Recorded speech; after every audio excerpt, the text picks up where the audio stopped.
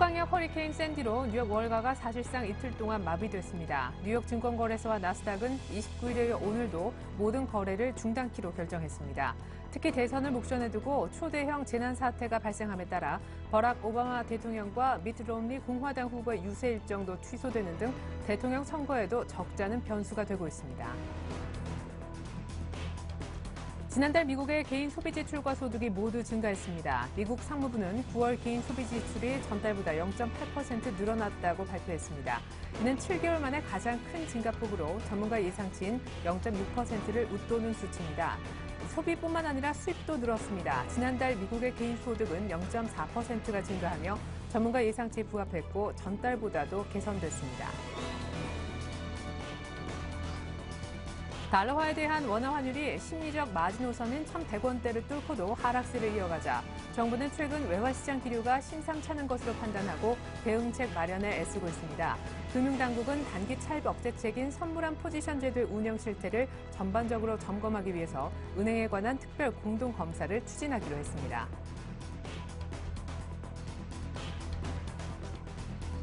지난달 우리나라 경상수지가 60억 7천만 달러를 기록해 예상외 깜짝 실적을 보였습니다. 이는 전월에 비해 35억 7천만 달러 흑자폭이 확대된 것으로 약 2.5배 증가한 수준입니다. 하지만 여전히 수출의 증가보다 수입의 감소가 두드러진 불황형 흑자라는 분석이 있습니다. 안녕하십니까. 오늘장 내일장의 최리나입니다. 허리케인 샌디로 인한 불확실성이 하나 더 추가된 상황이 되고 있습니다. 이로 인해서 뉴욕 증시가 간밤에 열리지 않았고 오늘 밤까지 휴장이 이어질 거라고 하죠. 때문에 모멘텀이 나올 구멍은 하나 더 없어졌다고 보여집니다. 그런데 그나마 좀 다행스러운 부분은 오늘 시장의 수급인데요. 외국인이 8거래일 만에 소폭이지만 매수로 돌아서주고 있습니다. 양시장 모두 외국인과 기관의 소폭이지만 쌍끌이 매수가 나오면서 코스피는 1,900을, 코스닥은 500선을 회복해주고 있는데요. 문제는 상승 탄력이 여기서 더 이상 퍼지지 못하고 있다는 점입니다. 코스피는 기술적으로 121선의 지지를 받아내는 모습입니다. 코스피 쪽부터 흐름 체크해보겠습니다. 자, 외국인이 현재 한 300억도 채 되지 않는 순매수, 기관도 500억대 정도의 순매수에 불과합니다. 조금 전까지만 해도 1,890 얼마였었고요. 이제 막 다시 1,900이 되찾아지고 있네요. 퍼센트로는 0.5%, 포인트로는 10포인트가량만 반등하고 있습니다. 오늘 자동차줄의 반등이 조금 코스피 상승에 힘을 실어주네요. 코스닥 쪽으로 넘어가 보겠습니다. 코스닥이 정확히 500선을 찍어주고 있습니다. 5포인트가량 상승, 1% 정도 상승해주고 있습니다. 최근에 코스피보다 더 빨리 빠졌기 때문에 코스닥의 오늘 500선 되찾기는 조금의 의미가 더 있다 하겠습니다. 이번엔 외환시장의 움직임을 좀 보죠. 자, 오늘 외환시장 상당히 중요합니다. 전일 종가로 1,095원 정도 연저점을 경신했었는데요. 오늘 1,092원까지 빠지면서 장중으로 보나 이 정도 분위기에서 끝난다면 종가상으로 또 한 번 연저점을 갈아치우게 됩니다. 1,100원 선 붕괴된 지가 며칠 전인데 이제 1,090원 선도 어려워지고 있습니다. 네, 아직까지 발표가 안 나고 있는데요. 오늘이 바로 일본 중앙은행의 통화정책회의가 있는 날입니다. 오늘 만약 자산 매입 프로그램을 10주엔 정도 더 확대한다는 발표가 나온다면 원달러 환율 하락세는 불가피해 보이는데요. 일단 현재는 기반영하고 있는지 몰라도 원달러 환율 하락이 굉장히 빠르게 진행되고 있습니다. 먼저 오늘장 내일장 일부에서 준비한 소식을 보여드리죠. 애널리스트에게 듣는다. 오늘은 삼성증권의 임수균 연구원부터 만나보도록 하겠습니다. 증시의 약세 흐름이 지속되고 있는데 반등 약한 시장, 향후 흐름은 어떻게 진행될까요? 미국 대선이 임박해 있습니다. 증시에 미칠 영향력과 중국의 정권 이양 이후 경기 부양 가능성도 함께 점검해 보겠습니다. 계속해서 SK증권의 김민수 차장 만나보죠. 1,900도 버거워하는 코스피, 증시 반등 시 비중 줄여야 할까요? 미국의 강력 허리케인인 샌디, 증시 불확실성이 때문에 추가됐는데 돌발 변수인 샌디 여파도 알아보겠습니다. 일주일 동안 5% 이상 수익 볼 수 있는 공략주 ICD라고 하네요. JB스탁의 이정복 대표님의 설명 듣겠습니다. 끝으로 유진투자증권 압구정 지점 정승현 과장님과 함께 마감 전략 짜볼 텐데요. 1,900선에서 등락하고 있는 코스피, 기술적으로 121선의 지지 여부가 중요하다고 하십니다. 기관과 외국인의 이 같은 쌍끌이 매수는 얼마나 더 지속될 수 있는지 수급도 체크해 보겠습니다. 현재 동원산업, 마크로젠, ELK 등을 보유하고 계신데요. 현재 포틴의 종목 AS도 꼼꼼하게 챙겨볼게요. 네, 그래도 장마감 1시간 정도 남겨두고 코스닥이 다시금 1900과 500선을 되찾았습니다. 여의도로 나가볼게요. 삼성증권의 임수균 연구원부터 만나보겠습니다. 안녕하세요. 네, 안녕하십니까? 네, 1900, 500선 아래에선 저가 매수가 유입되는데 탄력이 상당히 강하다라는 느낌은 못 받네요. 네, 그렇습니다. 일단 전체적으로는 주가의 약세 흐름이 좀 지속이 되고 있는 와중에 1900선에 대한 지지력을 좀 확인하는 과정이 이어지고 있는 것으로 판단을 하고 있습니다. 일단 지난주 같은 경우 이제 글로벌 증시의 가장 큰 악재가 이제 미국 주요 기업들의 어닝 쇼크 문제였는데요. 어쨌든 지난 주말로 해서 이제 미국 같은 경우도 3분기 주요 기업들의 실적이 거의 마무리가 됐기 때문에 향후에는 지금 어닝 쇼크로 인한 추가 하락 여지는 좀 제한적이다 이렇게 좀 판단을 하고 있습니다. 결론적으로 어닝 쇼크에 대한 우려는 증시에 거의 좀 반영된 상황으로 판단을 하고 있고요. 특히 아까도 말씀하셨지만 지금은 이제 1900 이하에선 저가 매수 자금들도 좀 많이 들어오고 있고요. 지금 지수대 자체가 국내 증시의 가격 매력도가 충분히 좀 부각이 될 수 있는 구간이기 때문에 추가 급락 가능성은 좀 제한적인 가운데 바닥을 다지는 흐름들이 향후에 좀 전개가 되지 않을까 생각을 하고 있습니다. 네. 딱 일주일 남았더라고요. 지지율도 박빙 47%로 오바마냐 아니면 밋 롬니냐. 지금 임박해 있는 미국의 대통령 선거가 우리 시장 그리고 글로벌 증시 전체에 미칠 만한 영향력 어느 정도일지 궁금한데 허리케인이 또 발생해서 이것 또한 돌발 변수가 되고 있지요. 예, 일단 허리케인부터 좀 살펴보게 되면은요, 초강의 허리케인이 발생을 해서 특히 이제 미국의 중심부라고 할 수 있는 그 뉴욕 그 주변 지역을 좀 덮치게 돼서 좀 우려가 커지고 있는 상황인데요. 예. 결론부터 말씀드리면 이런 일시적인 자연재해 같은 경우는 증시에 좀 추세적으로 영향을 미칠 만한 요소는 아니다라고 판단을 하고 있고요. 일단 크게 이제 문제가 될 만한 부분은 없는 것으로 지금 판단을 하고 있습니다. 지금 미국 증시 같은 경우 이제 기업 실적 쇼크와 함께 또 가장 문제가 되는 부분이 정치적 불확실성 부분인데요. 말씀하셨다시피 지금 미국 대선 임박해 있는 상황이고 또 이제 내년부터 자동적으로 이제 예산 감축이 되면서 불거지고 있는 재정 절벽에 대한 우려들이 기업 전반의 투자 심리라던가 민간의 소비 심리들을 많이 악화를 시키고 있기 때문에 이런 부분들을 좀 체크를 해보고 넘어갈 필요가 있을 것 같습니다.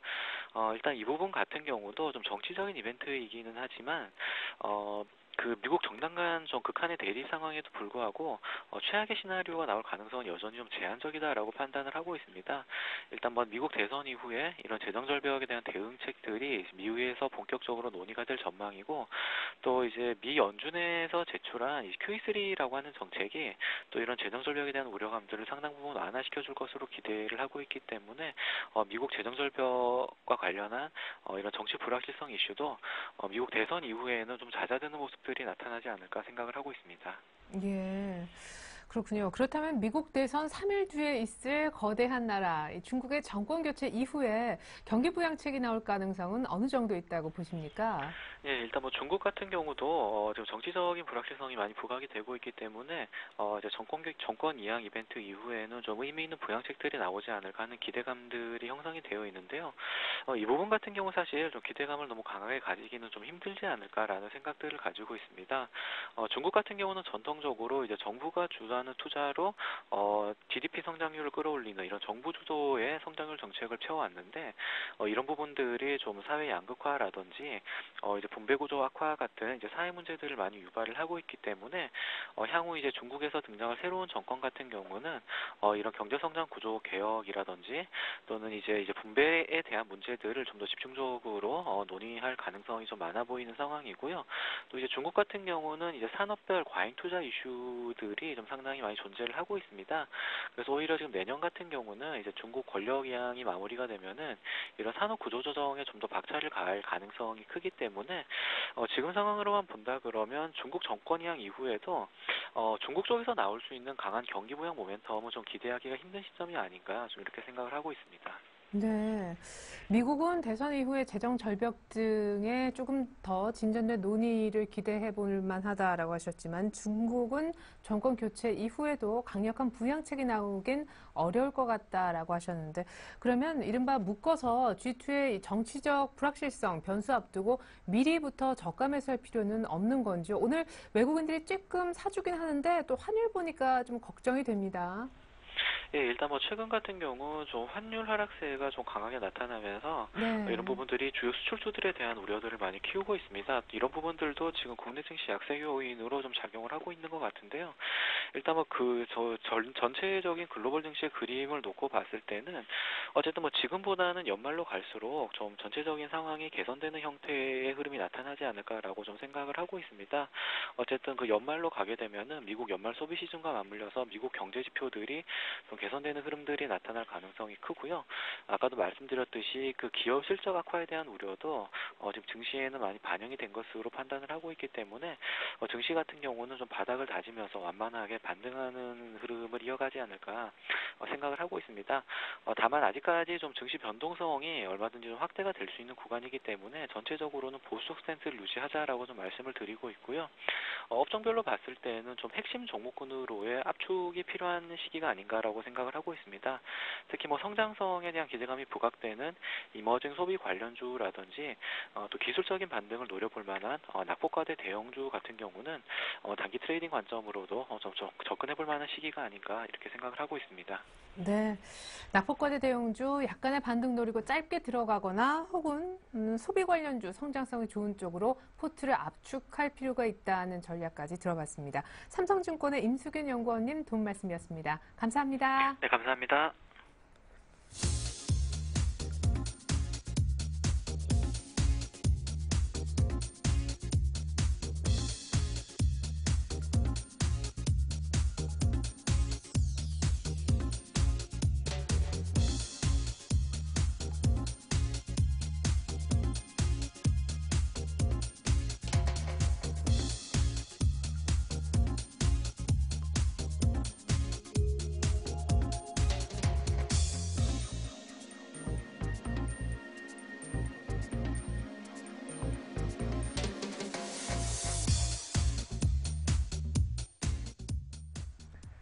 네, 이 가운데 오늘은 SK증권 김민수 차장님 만나보도록 할게요.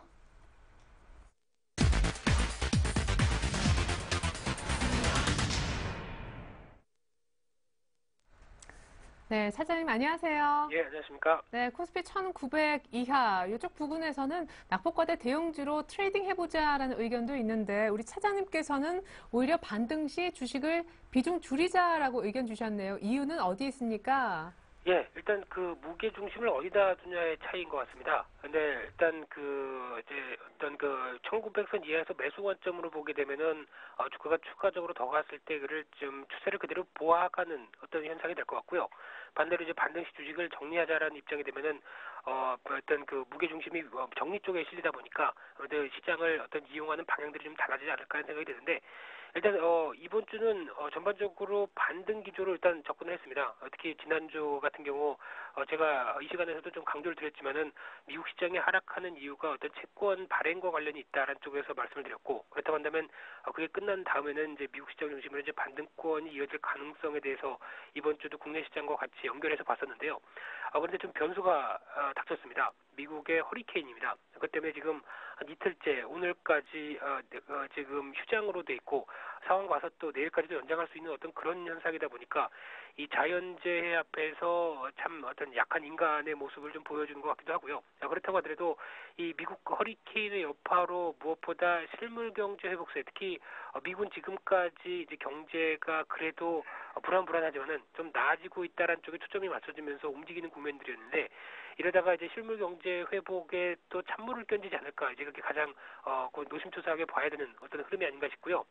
특히 이런 흐름이 일단 어떤 타격을 받는다고 하더라도 항상 시장은 좀 미래를 생각을 하는 거기 때문에 앞으로 어떤 허리케인이 지나간 뒤에 오히려 추가적으로 어떤 회복을 하겠다라는 측면이 좀 고려가 되게 되면 단기 악재 뒤에 오히려 어떤 회복에 대해서 무게를 두게 되면 단기 악재를 충분히 극복할 가능성도 물론 있습니다. 하지만은 지금 흐름들이 오히려 연말까지 이제 소비 심리에 영향을 끼칠 가능성이 좀 더 높은 상황들이고 그렇다고 한다면 국내 시장에서도 미국 시장에서 어떤 연말의 쇼핑 시즌에 대한 어떤 부정적인 영향이 끼친다고 한다면 국내 시장의 IT라든가 자동차 쪽에서도 아무래도 영향을 받지 않을까라는 가능성도 조금 염두를 해둬야 될 것 같고요. 거기다 이제 대선 같은 경우도 좀 영향을 받는다고 보는데 11월 6일이 이제 대선 개선으로 지금 들어오는 과정 쪽에서 일단 지금 이런 상황이 벌어지게 되면 아무래도 기존 집행하고 있던 정부가 좀 더 유리한 과정들, 유리한 측면들이 높다고 한다면 아무래도 좀 오바마 정부에 조금 더 힘을 실어주는 결과가 나오지 않을까라는 쪽으로 본다면은 일단 시장에서 우려하던 불확실성은 조금 많이 줄어들지 않을까라는 생각들은 듭니다. 하지만은 아직까지 얘기되고 있는 어떤 재정 절벽과 관련돼서 이제 오바마가 당선됐을 때 또 공화당과의 충돌 어떤 이런 거를 또 얼마나 겪어 나가는 좀 대처하느냐도 좀 중요하게 볼 수 있을 것 같은데 일단은 주초 같은 경우는 이 허리케인에 관련된 얘기들 그리고 그 이후에 대한 변화들 같은 경우도 좀 주의 깊게 봐야 될 것 같고요.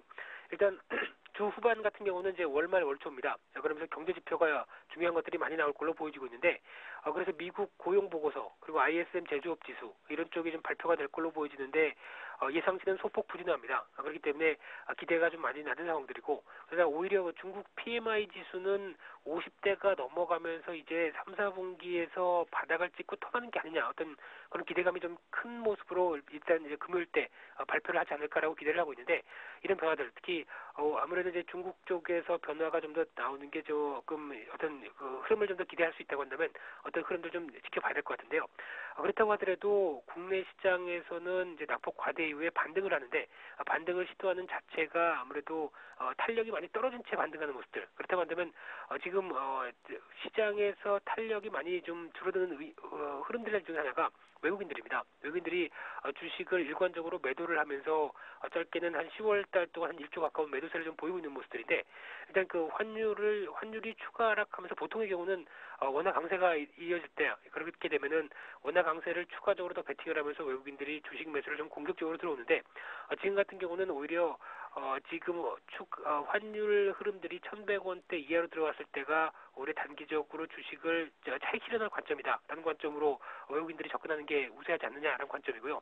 그렇다고 한다면 반대로 지금까지 접근했던 모습들과는 달리 원화가 다시 약세로 조금 진행이 돼야 외국인들 쪽에서의 주식 매도가 좀 줄어든다라는 쪽으로 약간 좀 현실에 맞게 좀 접근해야 되지 않을까라는 생각이고 거기다 국내 시장에서는 또 하나가 3, 4분기 실적들이 지금 발표가 되는 모습들이 속속 들어가고 있는데 어떤 IT 종목들이라든가 몇몇 업체들을 불구하고는 어떤 기대치가 많이 낮은 상황들로 들어오고 있습니다. 그렇기 때문에 어떤 이런 낮은 기업 실적이라든가 경제 지표 전반적으로 좀 부정적인 모습들로 작용하고 있고 거기다가 국내도 이제 우리나라 대선을 앞두고 있죠. 그래서 12월 달에 대선을 앞두면서 어떤 불확실성들 특히 이번 대선은 어떤 보수와 진보 쪽 전반적으로 다 어떤 같은 목소리를 내고 있기 때문에 차별화가 별로 없습니다. 근데 그 중에 가장 중요한 게 경제 민주화라는 내용들 때문에 아무래도 불확실성이 좀 커지는 모습들 이런 게 전반적으로 좀 작용하지 않나라고 생각되고 있는데요.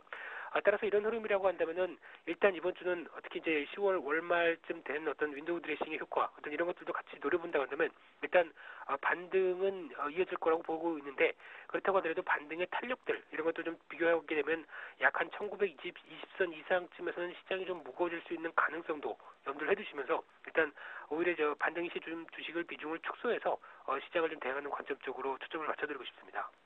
예.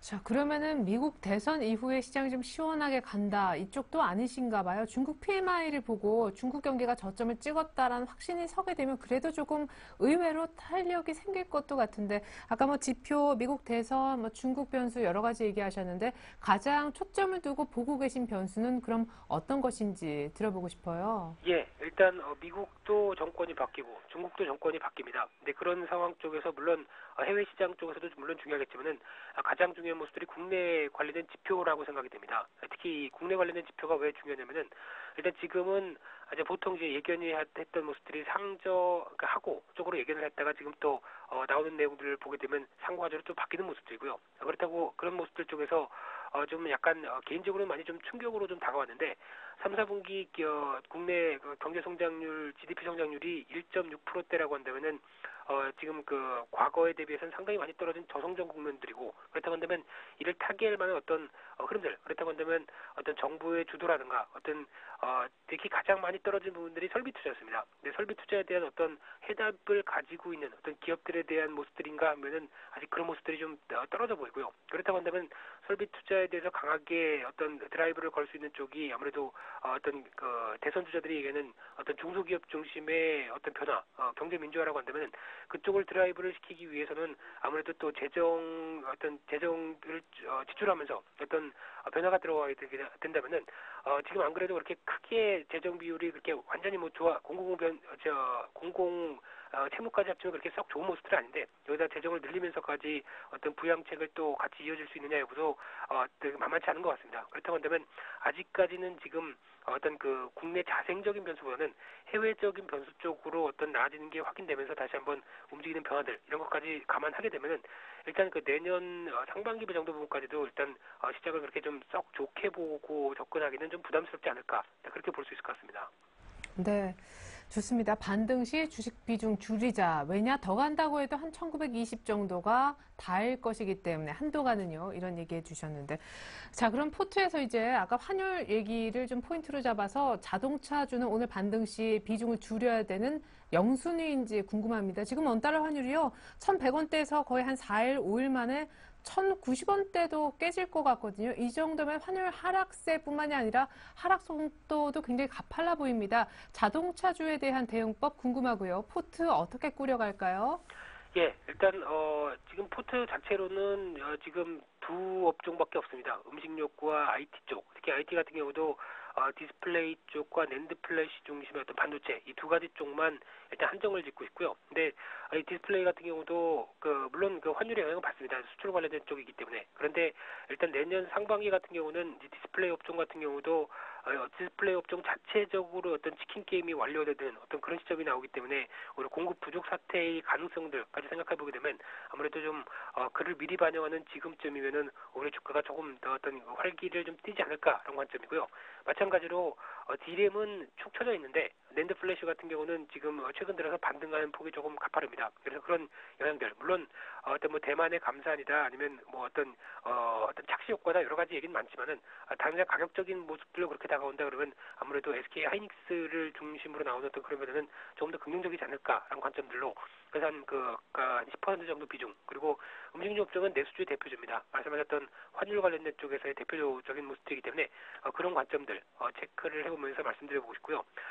자동차 쪽은 일단 여러 가지 변수가 많습니다. 근데 오늘 같은 경우는 조금 어떤 단기 낙폭을 보였던 모습들에서 반발매 현상 어떤 그런 쪽으로 연결을 할 수 있을 것 같은데 제가 보는 관점은 일단 내수 글로벌 그리고 특히 환율 이런 모습들을 쪽에서 아무래도 현대차가 나오는 신호가 그렇게 썩 좋은 모습들로 나올 수 있지 않다는 흐름들이고요. 특히 이번에 허리케인을 미국 쪽에서 겪으면서 가장 먼저 체크해봐야 될 부분은 현대차 쪽에서 어떤 부품이라든가 어떤 공장 쪽에서 현지 공장 쪽에서의 어떤 변화 흐름들 이걸 좀 지켜봐야 되겠지만은 그렇다고 하더라도 교체 수요로 허리케인 때문에 교체 수요가 먼저가 아니라 그렇다고 하더라도 소비 심리가 먼저 안 좋아지는 게 먼저다라고 먼저 강조를 좀 드리고 싶고요.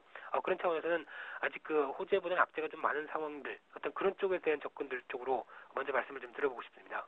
아니, 그러면 자동차는 오늘 반등이 이렇게 들어올 때 전량 정리를 해야 됩니까? 비중이 많으신 분들은 어려울 것 같아요. 예, 그렇습니다. 지금 현대차, 기아차 지금 상당히 매매하시면서 좀 어려움을 겪으시는 분들이 많고 상담 전화도 상당히 좀 많은 상황입니다. 그런데 일단 그래도 최근에 주가가 밀리면서는 수급상인 완전한 부정적인 모습들은 조금 나타나지 않은 모습들이라서 조금 그나마 다행이긴 한데요. 그렇다고 한다면 지금 가격대 부분, 그러니까 즉 23만 원을 앞두는 지금 가격대 부분이 가장 중요하다고 볼 수 있을 것 같고요. 어떤 기술적인 차원으로만 본다고 한다면 이 부분에서는 어떤 시장 그래도 어떤 한숨을 돌리기 위해서는 어떤 갭상승이 나와야 됩니다. 그렇다고 한다면 내일이나 아니면은 이번 주 안에 그래도 갭상승으로 23만 원대 안쪽으로 돌리는 어떤 그런 현상들이 나와야 주가에 대한 기대감이 좀 더 커질 수가 있는데 그런 모습들이 나오지 못한 채 한 21선 중심으로 직전 고점대 한 23만 원대 부근에서 또 주저하는 현상들이 나온다. 그러면은 오히려 그때는 확인하셨다가 일단 갖고 있는 비중들 한 반 정도는 과감하게 정리하시고 대응하시는 게 더 좋아 보입니다. 네, 현재 IT의 디스플레이나 낸드 중심 반도체 혹은 음식료 쪽으로만 압축해서 보고 있고 자동차주 갖고 계신 분들은 이번 주에 빠르게 반등이 못 나오면은 절반 정도는 비중을 줄이시기를 당부를 해주셨습니다. 감사합니다. 지금까지 SK증권 김민수 차장님과 얘기 나눠봤습니다. 잘 들었습니다. 예, 감사합니다.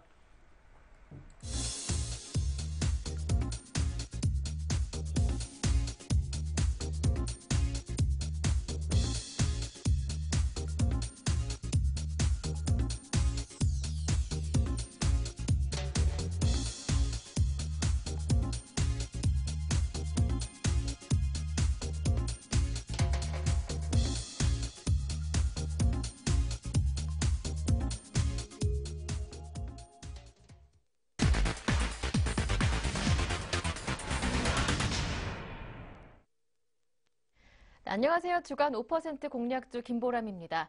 양시장 반등은 나오고 있지만 제한적입니다. 종목별 체감도 낮은 수준일 텐데요. 이렇게 수익 내기 쉽지 않은 장이 이어지고 있습니다. 추천 종목들은 어떻게 잘 버티고 있는지 수익률부터 확인해 보겠습니다. 역시나 흐름이 좀 엇갈리고 있습니다. 그동안 강했던 빙글에 어제 동양증권 박현상 대리 추천 종목이었는데 하루 만에 수익률 3% 정도 내줍니다.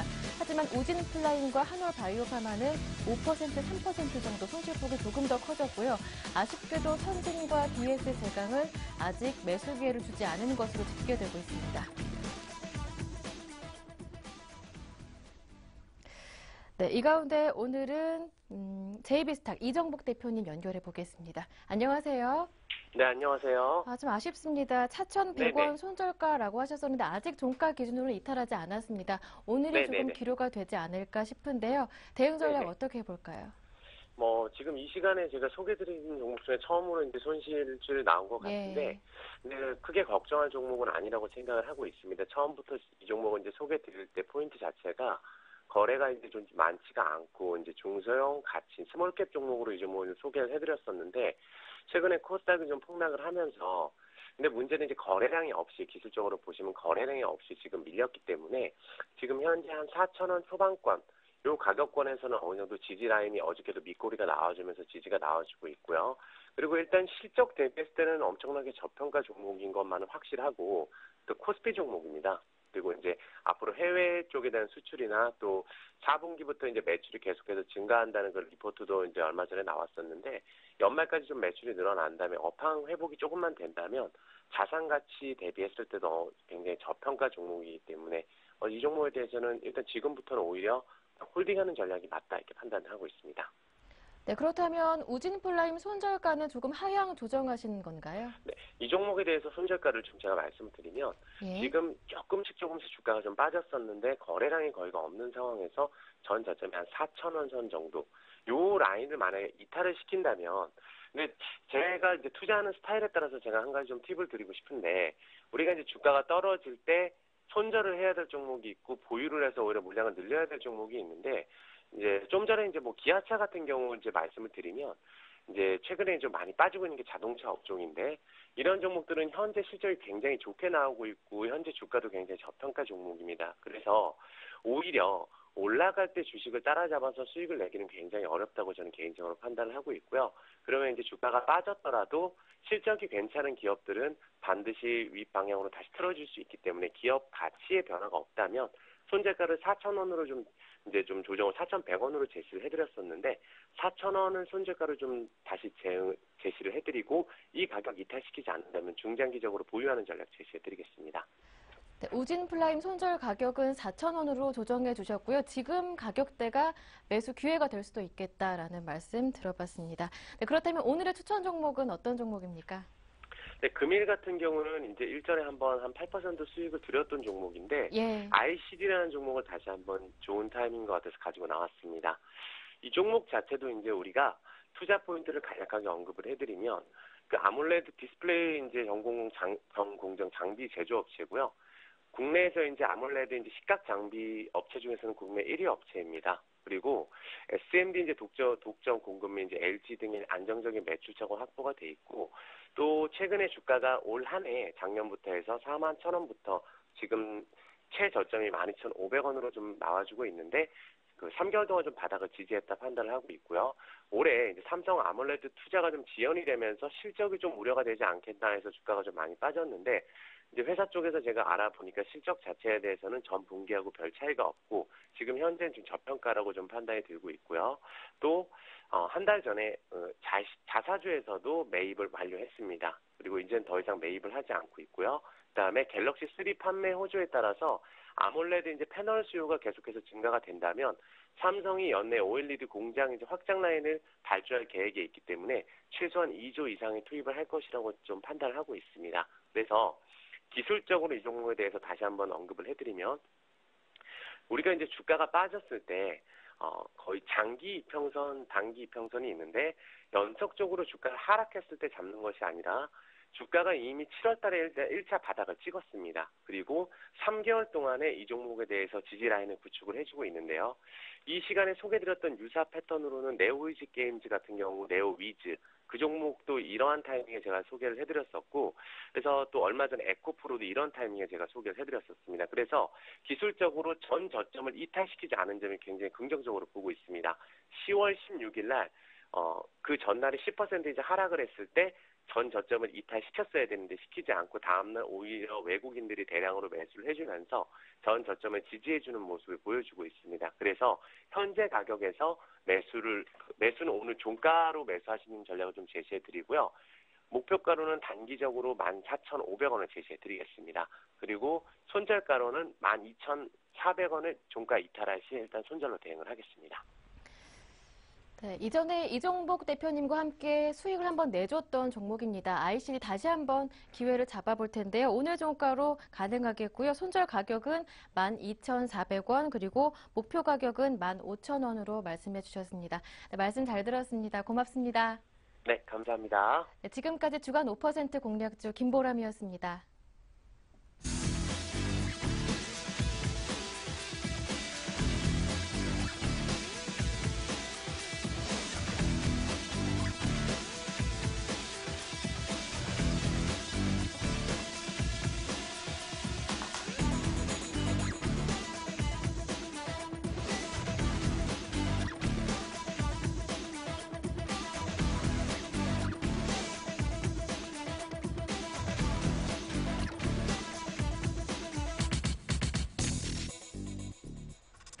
네, 10월 30일 화요일 2시 30분 막 지나고 있는데요. 뭔가 좀 심상치 않습니다. 1,900은 지켜지고 있는데 외국인들의 매수는 확 떨어지고 기관이 점점 더 많이 사면서 1,900이 지켜지고 있습니다. 외국인들은 이미 선물에서는 약간씩 파는 움직임도 찍히고 있고요. 무엇보다 원달러 환율이 이 시각 현재 5원 이상 빠지면서 1,090원대를 허용하고 있습니다. 걱정스럽네요. 다시 한번 마감 전략을 짜보겠습니다. 유진투자증권 압구정 지점의 정승현 과장님 함께해 주시겠습니다. 안녕하세요. 네, 안녕하세요. 네. 자, 뭐 외국인들이 8거래일 만에 산다, 뭐 자동차에도 관심을 보인다 해서 오르는데 환율은 어떻게 보면 정반대예요. 오늘 빠르게 내려가고 있네요. 네, 일단 환율이 사실 이제 1,100원대가 이제 강력한 지지선이었기 때문에 그 선이 무너지면서 환율은 좀 추세적으로 하락할 가능성이 높지 않나 이렇게 보이고요. 결국에는 이제 환율 문제 사실 시장의 가장 민감한 요인이라고 이제 볼 수 있겠는데, 이제 환율이 사실 이제 하락을 하면 사실 뭐 수출 업종은 사실 뭐 어니에 있어서는 손실은 불가피하다. 뭐 한 50원 정도 떨어지면 뭐 삼성전자 같은 경우에는 뭐 그 손실이 한 2조 원 가량 생기는 뭐 그런 구도. 그리고 자동차 역시도 손실이 생기는 구도. 뭐 이런 부분은 불가피하다라고 볼 수 있겠지만 결국에는 이제 환율 하락에 따른 죄송합니다. 일단 환율 하락에 따른 그 이제 외국인의 환차익의 뭐 공격적인 매수세는 충분히 들어올 수 있는 가능성이 충분히 있지 않나. 그래서 결국에는 이제 환율 원화 강세 요인을 결국에는 우리 시장에 안 좋은 영향만 끼칠 것이다 이렇게 보는 것보다는 결국에는 외국인의 최근에 이제 수급 공백들 때문에 시장의 뭐 매수 주체 부실 뭐 이런 부분들이 시장을 못 이끌어가는 부분이 있었습니다만 이제 환율이 어느 정도 추세적으로 하락을 한다라고 하면 외국인들이 다시 매수에 가담할 수 있는 여력들은 환차익 부분에서 충분히 여력이 있지 않나 이런 부분으로 생각을 한다면 1,050원까지 정도 하락한다라고 이제 가정을 한다면 외국인의 이제 매수 흐름 뭐 이런 부분도 상당히 지켜볼 필요가 있다. 뭐 그렇게 볼 수 있을 것 같습니다. 예, 자 외국인 입장에서 이제 1,100원대에서 더 안 떨어지는구나, 원화 강세가 더 추가적으로는 어렵겠구나 하면 이제 그때 팔 수도 있지만 지금 계속해서 원화가 추가로 강세를 띠면서 원달러 환율이 빠지고 있어서 외국인 입장에서는 지금 곧바로 환차익을 챙길 필요는 없어 보인다 이런 얘기셨습니다. 자, 일단 기술적으로는 오늘 뭐 나올 자리에서 지지를 받았다라고 하는데 그게 그렇죠. 어떤 의미인지 궁금합니다. 그리고 지금 요 지지받고 향후 반등이 빠르게 나올 수 있을까요? 일단 지금 상당히 뭐 중요한 자리에서 오늘 뭐 반등을 해주는 뭐 상당히 뭐 우리 시장 사실 그 이제 나스닥 선물 같은 게 거의 1% 가깝게 이제 아침부터 하락을 하면서 이제 허리케인 샌디의 영향이었죠. 뭐 그런 부분들 때문에 상당히 이제 아침 시작은 불안할 가능성이 높다 이렇게 보여졌는데 우리 시장 뭐 프로그램 매수라든지 그리고 외국인이 일부나마 매수로 가담을 해주고 기간까지 매수 여력을 보여주면서 시장이 상승하는 모습 보여주고 있는데요. 일단 그 121선, 코스피 지수로서는 이제 121선을 지지를 해줬다라는 부분, 그리고 1900선을 지켜내는 이런 부분들이 어느 정도 시장의 이제 지지 여부 가능성 이런 부분들을 상당히 긍정적으로 보여주고 있다라고 오늘 시장을 해석할 수 있을 것 같고요. 일단 코스피 시장도 그렇고 이제 코스닥 시장도 사실 어제 이제 큰 폭으로 하락을 했습니다. 네. 500선까지 내주면서 사실 불안한 움직임, 10% 넘는 종목들이 하락하는 종목들이 수두룩하는 그런 시장이었죠. 하지만 그 121선 역시 코스닥 지수도 121선 지지 여부가 상당히 중요했는데 오늘 이제 코스피 시장보다 더 견조하게 상승 흐름을 보여주면서 앞으로 그 지지 여부 500선과 그리고 코스피는 1900선 얼마나 지지를 해주고 그리고 이 지수대에서 기관과 외국인들이 얼마나 이제 매수에 가담을 해주느냐 이런 부분들이 어느 정도 하방을 받쳐주는 그런 역할을 할 가능성이 높다. 그렇게 정리할 수 있을 것 같습니다. 네, 사실상 3분기 실적이 막 발표되는 어닝 시즌은 끝물인데 이런 가운데 미국도 중국도 정권 교체 혹은 대선이 있다고 해서 G2의 정치적 불확실성을 지금 코앞에 두고 있는 그런 상황입니다. 자, 일단 외국인들은 소폭 이렇게 사고 있는데 제가 궁금한 것은요. 앞으로 포트폴리오를 어떻게 가져가야 하는가라는 부분입니다. 근데 앞서 애널리스트도 또 SK증권의 김민수 차장님도 음식료 섹터 혹은 성장성이 있는 경기 방어주를 포트에서 빼놓지 않고 계세요. 그 얘기는 그렇죠. 시장이 빠르게는 못 갈 것이다. 결국 이 얘기 아닌가 싶기도 하고요. 그렇습니다. 일단 GDP 성장률도 상당히 안 좋게 전망하는 시선들이 많고요. 네. 그리고 빠르게 그 이제 N자형 그 경착륙 경기 자체가 N자형 침체에 들어가는 거 아니냐, L자형 침체죠. 네. L자형 침체로 들어가는 거 아니냐라는 우려감들이 상당히 시장에 팽배하게 돌고 있습니다. 그런 부분들 때문에 빠르게 그 시장이 경기적으로 이제 빠르게 돌 가능성은 조금 당분간은 어렵지 않느냐 이런 시선들이 많기 때문에 그런 부분들 때문에 결국에는 경기 민감주들보다는 경기 방어주에 어느 정도 포트에 편입을 하시는 전략이 상당히 필요하다 이렇게 보여집니다. 왜냐하면 기관과 외국인 하루 매일 같이 주식을 매매할 수밖에 없는 기관과 외국인들이기 때문에 이제 성장성이 없는 그리고 성장성이 약간 둔화될 가능성이 높은 경기 민감주를 계속 이제 포트에 담고 그런 매수 전략을 취하는 전략보다는 아무래도 한 발짝 이제 물러서 있는 시장에서 조금 벗어나고 싶어하는 욕구들은 분명히 있기 때문에 그런 부분들을 감안한다면 결국에는 외국인과 기관이 경기 방어주 그리고 음식료라든지 제약 이런 부분들에 포트에 넣는 노력들을 상당히 지금 많이 하고 있기 때문에 결국에는 개인 투자자 여러분들께서는 외국인과 기관이 어떤 움직임을 보이느냐 그리고 그쪽으로 포트를 구성하는 게 상당히 수익률에는 도움이 되기 때문에 경기 방어주의 흐름 앞으로 연말까지는 아무래도 경기 방어주가 경기 민감주보다는 수익률에서는 선방할 가능성이 높지 않느냐 그렇게 볼 수 있을 것 같습니다. 네, 역시 경기 방어주가 포트에는 있어야 될 것 같다. 수익률 제고에 당분간 더 도움이 되겠다라는 얘기셨습니다. 그럼 전체적으로 경기 방어주도 들어가고 그 호흡도 좀 짧게 하는 트레이딩으로 유지하는 게 맞나요? 그렇습니다. 일단 아까 그 시장에서 이제 추천하셨던 분들도 네. 결국에는 이제 급락이 나올 때 매수를 하셔라 이런 전략을 계속 말씀해 주시는데 그러니까 시장이 오늘같이 올라가는 날 매수에 가담을 하시면 수익률을 보기가 상당히 힘든 장이라고 볼 수 있습니다. 결국에는 시장 전체적인 분위기가 올라갈 때도 이제 급등을 어느 정도 보여주고 그리고 빠질 때도 급락하는 아주 변동성이 큰 장세를 보여주고 있기 때문에 시장 자체가 이제 급락을 할 때 추세적으로 더 하락할 가능성이 높지만 어느 정도 매수를 하시고 포트에 한 10% 정도 매수에 가담을 하셔야지만 어느 정도 그 오늘 같은 날 시장이 올라왔을 때 종목별로는 5% 넘게 올라오는 종목들이 상당히 많지 않습니까? 그래서 네. 선별적으로 이제 종목을 잘 피킹을 하시게 되면 오늘 같은 날도 오늘에서 내일까지 만약에 올라간다면 하루 이틀 사이에 10% 가까운 수익률도 충분히 볼 수 있는 시장이다. 그렇게 되면 추세적으로 계속 시장이 중소형주라든지 대형주가 가기에는 모멘텀이 부족하다는 거는 아마 뭐 한 달 전부터 계속 말씀들을 많이 드셨을 겁니다.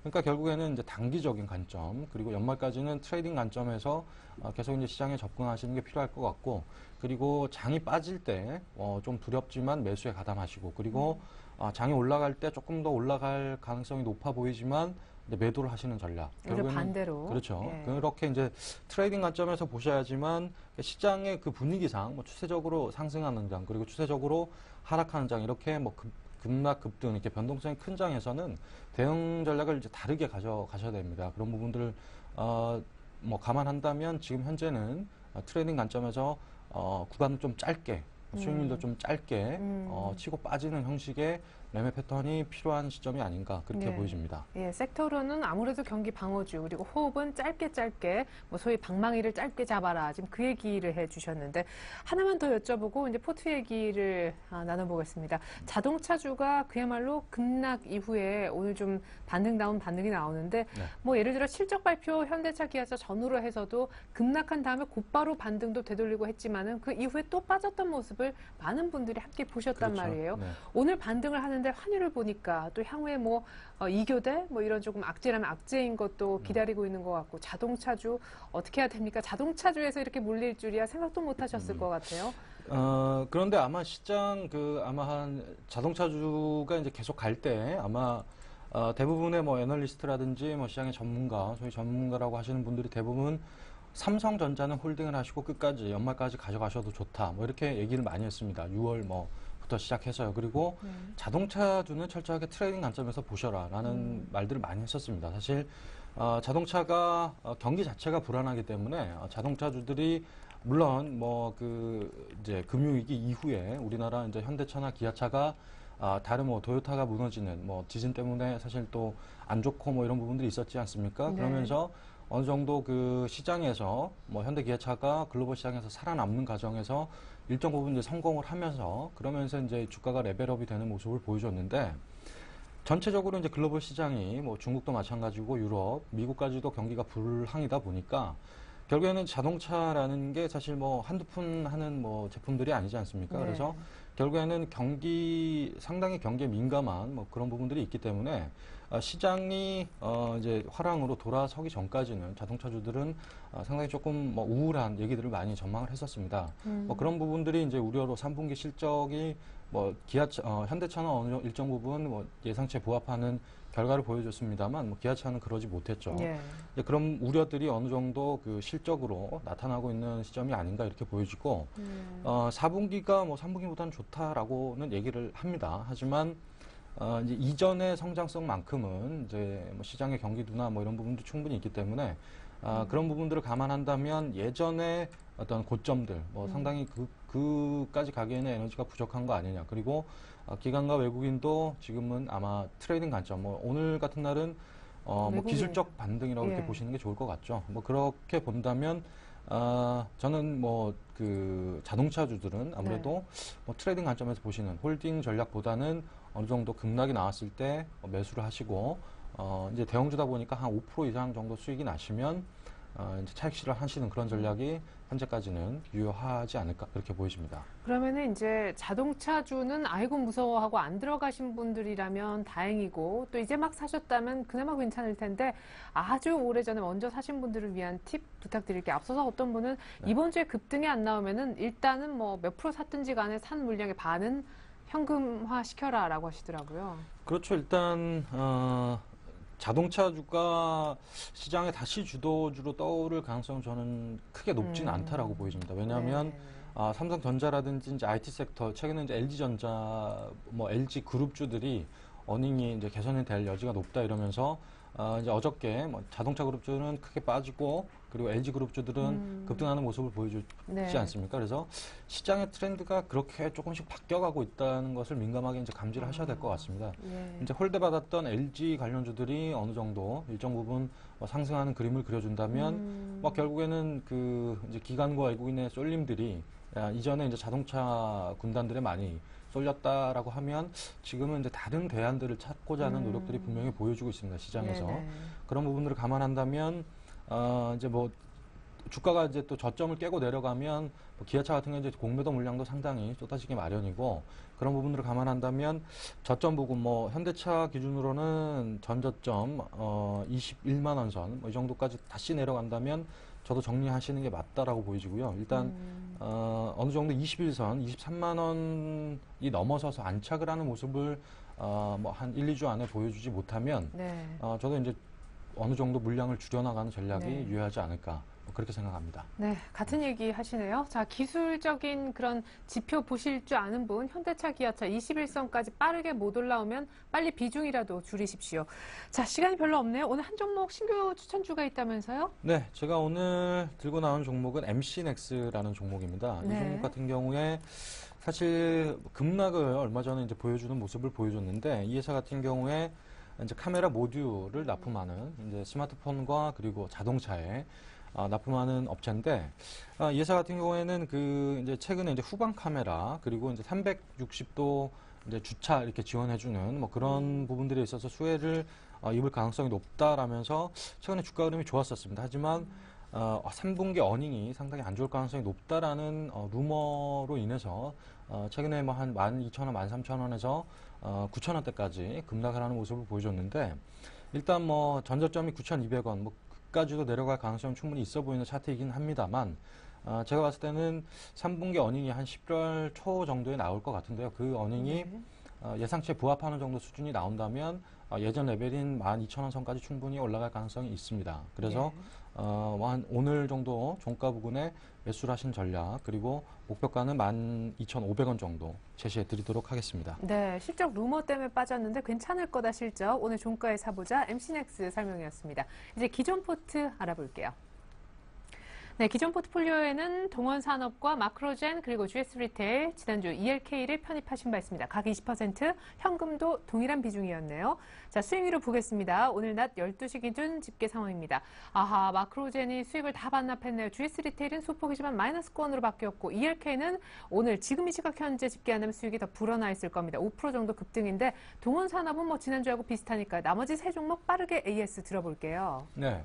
일단 뭐 동원산업 워낙 얘기를 많이 했으니까 이제 넘어가시도록 하고 마크로젠은 오늘 정리 이익 실현하는 걸로 얘기를 하겠는데요. 일단 최근에 그 급등락이 워낙 큰 종목이다 이렇게 보여지고 변동성이 너무 크기 때문에 뭐 이제 앞으로 추세적으로 상승하기에는 조금 힘들어 보이는 뭐 그런 구간이다라고 보여져서 이제 마크로젠은 정리하시는 걸로 정리하도록 하겠습니다. 그리고 네, 차트를 잠깐 볼게요. 마크로젠이 그때 이제 목표가 근접했을 그렇죠. 때 팔았으면 딱 좋았을 텐데. 마크로젠이 상당히 최근에 이제 바이오 뭐 기관들이 매집을 많이 했습니다만 차트적으로 뭐 21선까지 무너지면서 이제 본인저멘트 하단까지 와 있는 상황이기 때문에 뭐 손절하기 아까웠기는 하지만 일단 뭐 다른 종목 편입을 해서 수익률을 더 보시는 전략이 훨씬 유효할 것 같다라고 생각을 해서 일단 마크로젠은 정리하시는 걸로 하고 그리고 네.